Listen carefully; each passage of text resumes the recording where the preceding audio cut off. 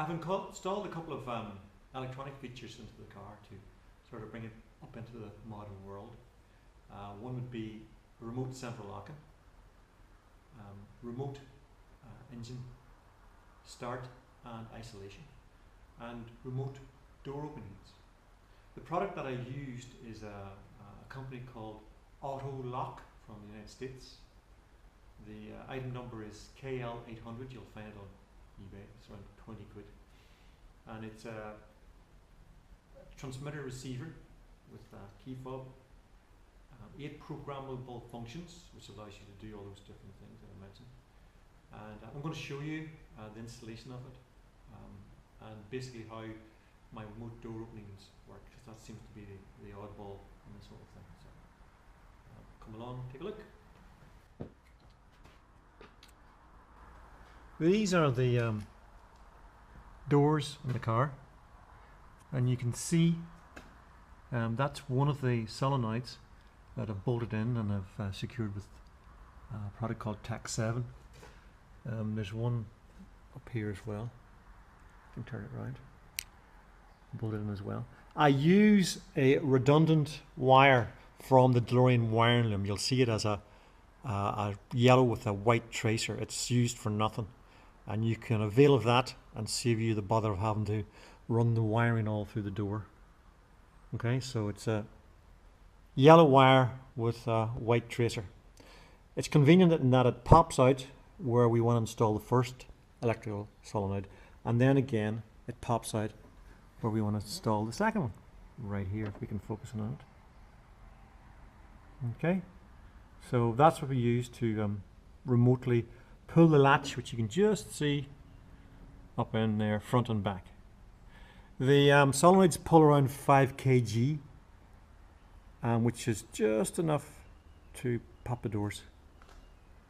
On an earlier car, what I did do was I drilled a little hole here and put a spring rod through so that it assisted just that first moment on opening the door. But with the gas shocks of today, they're much better and much more suited, and it seems to work without that, so we'll show you that.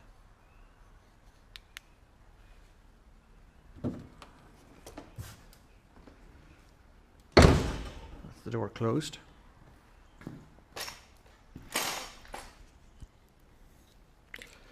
And with our remote, we'll show you a lock, unlock, and door open.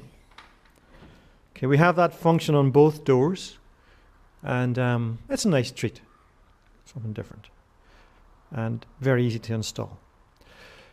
The yellow and white tracer wire that I told you about, it pops out here, the top of the roof, and then you'll need to take a wire, 2 wires, and run them down through the back, popping out from the back, and then down to the relays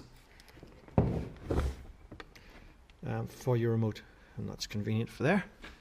Pretty straightforward. Another feature I've installed is power steering in the car.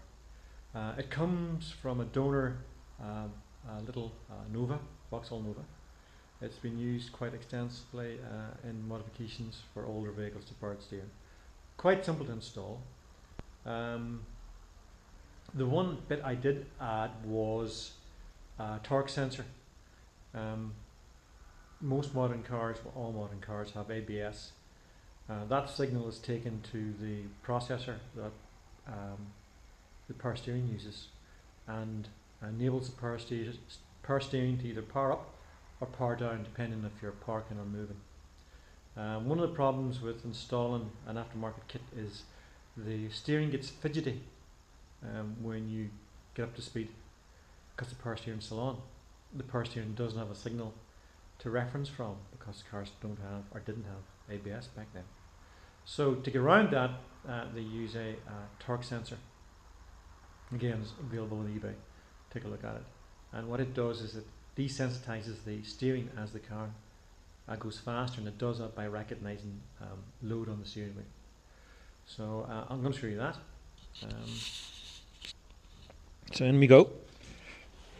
Let's see if I can get this comfortable for you. So this is with the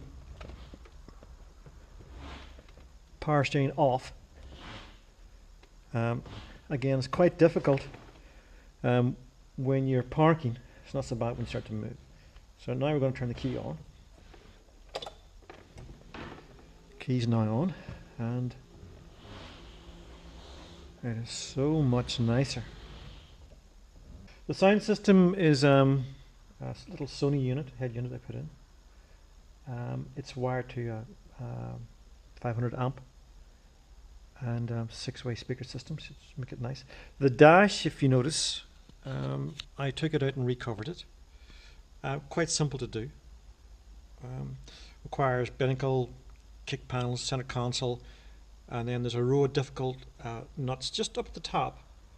Once you get them, it pulls backwards and out, and then I just recovered it. And instead of punching the little holes for the speakers, I put them in with a nice high-powered speaker. So the